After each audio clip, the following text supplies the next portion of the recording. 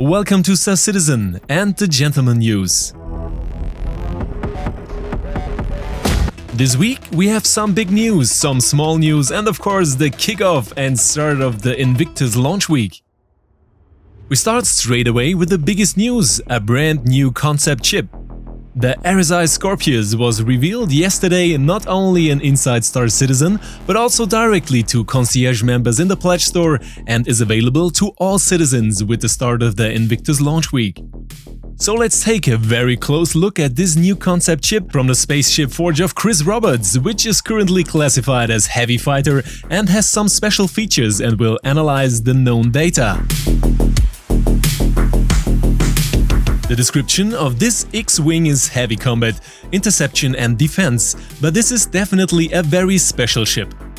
The biggest feature of this two-seater is the mobile remote turret, which can be operated by the co-pilot and has the same firepower as the pilot's armament. Furthermore, the X-Wing design with foldable and rearward sliding wings is a novelty. And even though the Scorpius is advertised as a heavy fighter, we will see from the technical data that is probably more of a heavy interceptor and less of a fighter that can hold its own in frontline combat for a long time. The remote turret, which can be operated by the co-pilot, has two firing options and can be moved. The fire radius is partially limited by the upward-pointing wings in forward-firing mode. However, the turret can also be moved to the rear, which opens up a more rearward firing and significantly extended range of action. But let's move on to the technical data, which can be found in the concept brochure. And here we immediately notice that all the ship's components are only available in small size, the same size as an entry-level ship or light fighters. It can therefore be assumed that the Scorpius will only be of limited use directly on the front line. One convincible way of compensating for this weakness, at least in part, would be enormous maneuverability and very high speed, in order to avoid enemy fire and thus create defensive options. The armament is unfortunately not outstanding for the pilot with 4x Side 3s as well as for the co-pilot with a remote turret, also with 4x Side 3, but rather mediocre. The price of the Scorpius are rather high at $240 with German taxes as a warbond and $260 as a standalone, but as a concept chip. All warbond offers come with LTI and the standalone version with 10 years insurance. A reduced warbond upgrade is not yet available. A direct competitor to the two-seat fighter segment is the Hurricane, which has the same turret armament, 4 Side 3s, but the pilot armament consists of 2 Size 4s. Here we have the advantage that with Size 4 armament we have a wider range of available weapon options, which, although not directly reflected in increased DPS values, thus allow for extended playstyles, including a longer range or extended weapon systems.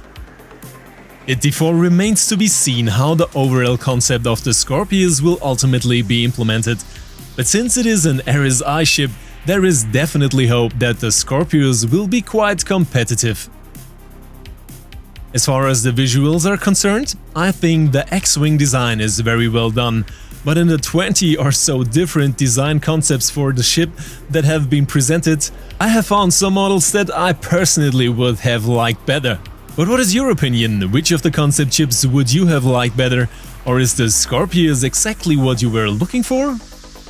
Access to the ship is via the side ladder for the pilot as well as for the co-pilot, whereby the co-pilot can not only use the turret via remote function, but can also control it in the positions during flight and combat.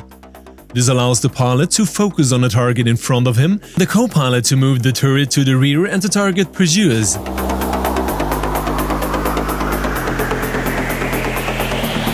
The Scorpius therefore offers the main advantage that in a multi-crew battle with the co-pilot, the option is generated to actively change the range of action of the co-pilot's armament. Until now, this range was fixed and determined by the turret itself, and could not be influenced by the co-pilot. In my opinion, this opens up possibilities which, if the pilot works together with the co-pilot, can result in a significant efficiency bonus. Another special feature is the component access, which is located under the ship and is granted by folding and small drawers. In addition, the 8-time Size 2 rockets are a nice addition, but not a real bonus. As a primarily conclusion, it can be said that the Scorpius brings interesting new mechanics into play, but for the relatively high concept price, in conjunction with the weak component sizes and the rather limited armament, it is not yet completely convincing.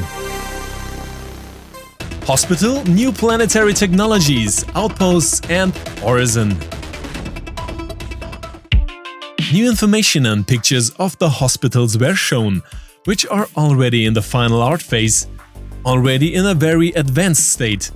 Many details and visual improvements were seen here and offer an immersive impression in terms of credible medical facilities in the verse.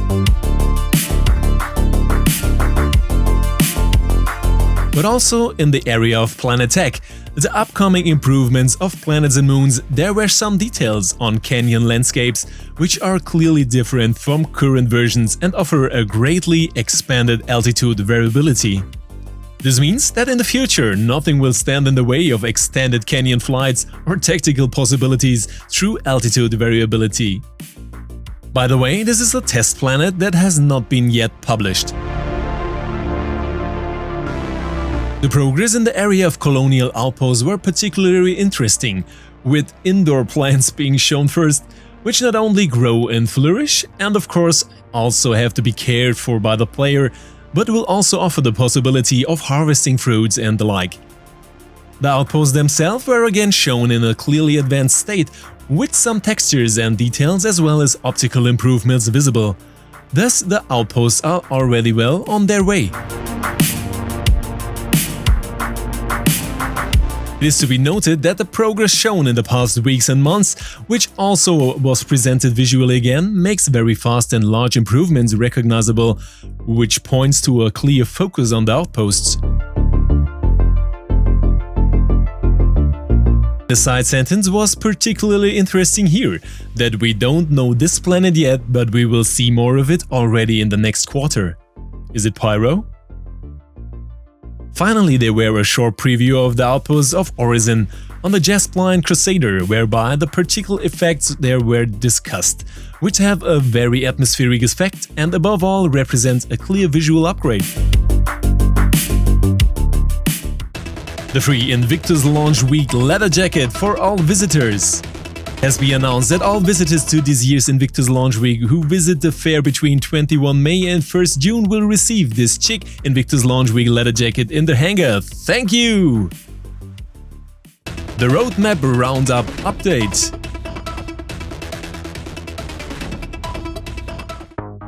With the release of version 3.31, there was also a Roadmap Roundup update, which was released on 19th of May and is therefore brand new. It's particularly noticeable that some items from the previous roadmap versions have been removed from the release view, but new items have also been added. The capacitor gameplay, which was presented in the last news, is particularly worth mentioning here. The most important points are still included for 3.14, such as Crusader with the landing zone Horizon. Still in the release view, the rework of the missiles and torpedoes with the associated missile operator mode. There was also new information about the crash sites, which will offer smaller puzzles or hostile AI in the future. The Miss Cold series was also mentioned, especially in the large versions of the D and E series, which are on their way to be flight ready. Very interesting was the announcement of the Origin 600i Gold Standard. It remains to be seen whether this is a rework or the gold standard of the current version, which is quite controversial regarding the interior.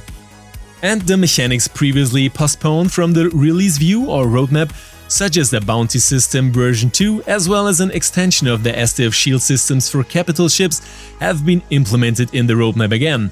So we don't not only lose features for the time being, but also got some back.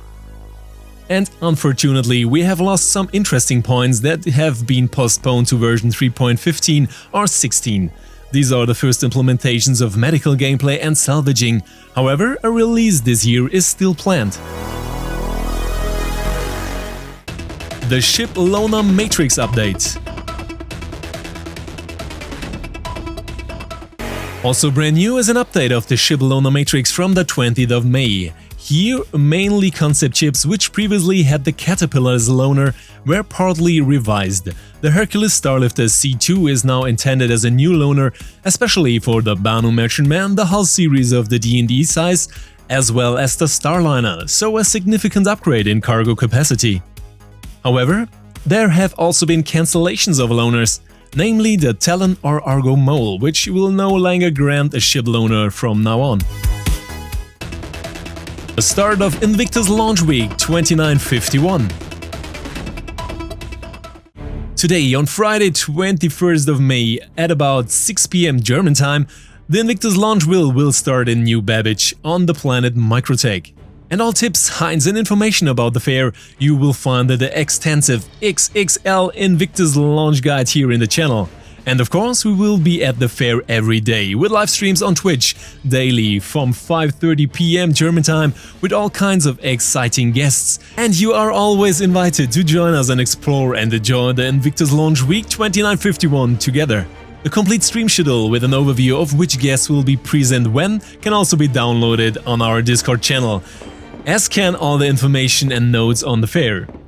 We have also invited English-speaking guests and we will translate the streams for you live in 2 languages.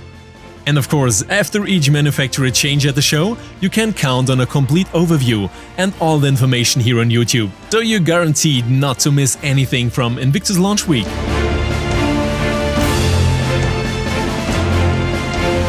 And as added bonus, every second day you will also receive all available offers and limited ships from the Pledge Store, clearly presented in a free PDF to download.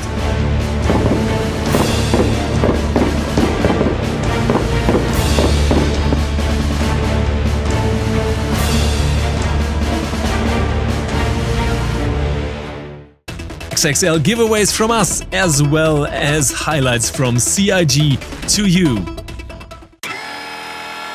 To take part in this month's really huge giveaways, all you have to do on Twitch is participate in the streams and use the free chips generated to secure a ticket for the raffle.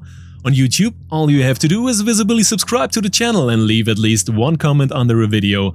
That's all you need to enter. Good luck! See you at the show and the streams, and I'll say goodbye with our announcement trailer for the CIG giveaway for you, the community. The same rules apply as for the regular giveaways. See you in the verse.